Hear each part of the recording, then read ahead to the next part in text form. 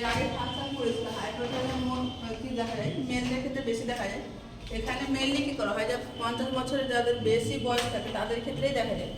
তো thyroid hormone এখানে কি হয় ইনক্রিজ হয়, সেক্ষেত্রে আমরা কি বলছি হাইপারথাইরয়েড। যখনই হাইপার অর্থটা আসছে মানে হচ্ছে কি পেশেন্টের ক্ষেত্রে বেশি হচ্ছে।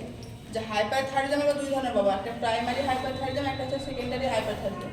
তো প্রাইমারি ক্ষেত্রে কি হবে পেশেন্টের ক্ষেত্রে এখানে হচ্ছে যে T3 T4টা কি হবে ইনক্রিজ হবে। এখানে মেইনলি প্রবলেম কোথায় থাকবে, যে থাইরয়েড গ্ল্যান্ডের প্রবলেম থাকবে।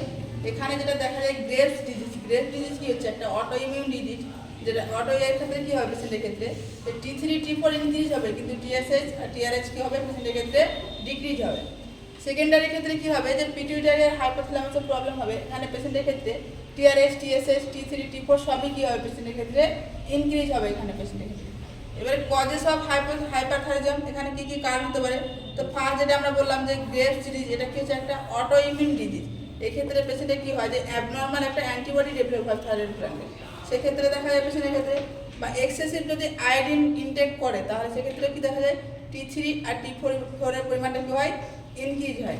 প্রেগনেন্সির ক্ষেত্রে প্রেগনেন্টের ক্ষেত্রে বা হচ্ছে স্ট্রেস, যখন পেশেন্টের কি হয় বেশি স্ট্রেস হয় সেক্ষেত্রে কি হয় T3 T4 কি হচ্ছে বাড়ে।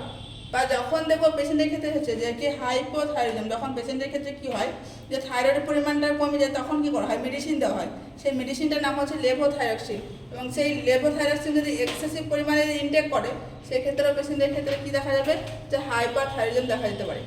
বা থাইরয়েড গ্ল্যান্ড যেটা হচ্ছে যে নোডিউলস থাকে হট নিউডিউলস, যেটা নন ক্যান্সারাস, সেখানে দেখা যায় যে থাইরয়েড হরমোনটা কি হয় প্রোডাকশন ইনক্রিজ হয়, ফলে কি দেখা যায় হট নিউডিউলস দেখা যায়। বা সিক্রেটারি হচ্ছে যে কি টিউমার, যেটা হচ্ছে পিটুইটারি বা হাইপোথ্যালামাসে দেখা যায়। এগুলো কারণের জন্য কি হয় পেশেন্টের ক্ষেত্রে যে হাইপারথাইরয়েডিজম হয়। এবং হচ্ছে সাইন আর সিমটমস অফ হাইপারথাইরয়েডিজম। সাইন কি আর সিমটমস কি, সিমটমস এসে যেটা পেশেন্ট বলবে, পেশেন্ট কি বলবে যেমন আমি কি হচ্ছে তাপ সহ্য করতে পারছি না, বা পেশেন্ট বলে রাতে ঘুম হচ্ছে না, পেশেন্টে কি বলে প্রচুর পরিমাণে ঘেমে যাচ্ছে, আমার ওজন কমে যাচ্ছে, এই সমস্ত জিনিস এসে কী হবে পেশেন্ট এসে বলবে, সেটা হচ্ছে সিমটম। সাইন কি যখন হচ্ছে আমরা টেস্ট করে দেখবো T3 T4 TSH এগুলোর পরিমাণ যখন বেশি পাবো সেটা হচ্ছে সাইন। তাহলে সাইন সিমটমস কি পেশেন্ট যেটা এসে বলছে সেটা হচ্ছে সিমটমস, সাইন হচ্ছে যেটা আমরা হচ্ছে নার্স বা ডক্টর যেটা আইডেন্টিফাই করবো সেটা হচ্ছে সাইন।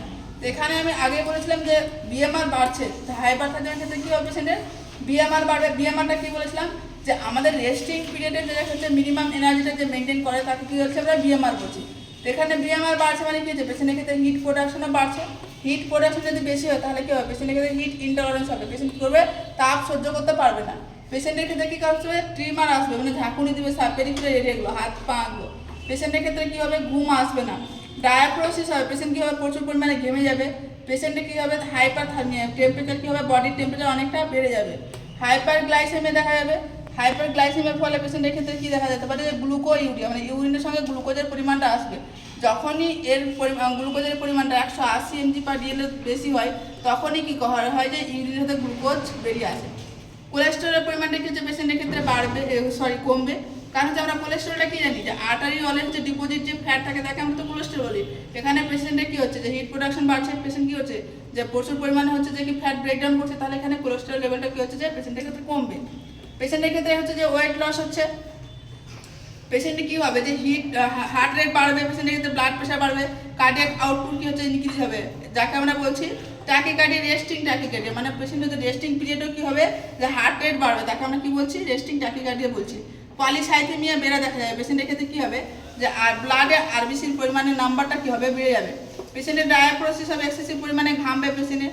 প্লাম্বার নেইল দেখা যাবে, নেইল মানে কি হচ্ছে নখ, প্লাম্বার মানে নখটা মনে হচ্ছে ভেঙে গেছে, বা দেখবে যে স্কিন থেকে মনে হচ্ছে আলাদা হয়ে গেছে, এরকম কি হচ্ছে নখ দেখা যাবে পেশেন্টের ক্ষেত্রে।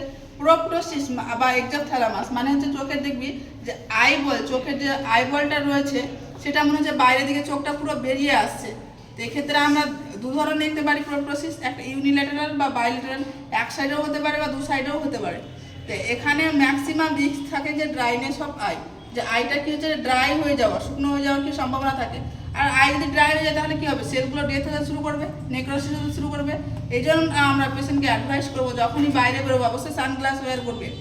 আর আমরা কী করবো পেশেন্টের চোখটা যেন শুকনো না হয়ে যায় সেজন্য আমরা কী করবো আর্টিফিশিয়ালি টিয়ার আমরা ড্রপ কী করবো ইনস্টিলেশন করবো, বাইরে থেকে কী করবো আমরা যে ড্রপ আকারে কী করবো সেই যে চোখের জল সেটা আমরা কী করবো দেবো।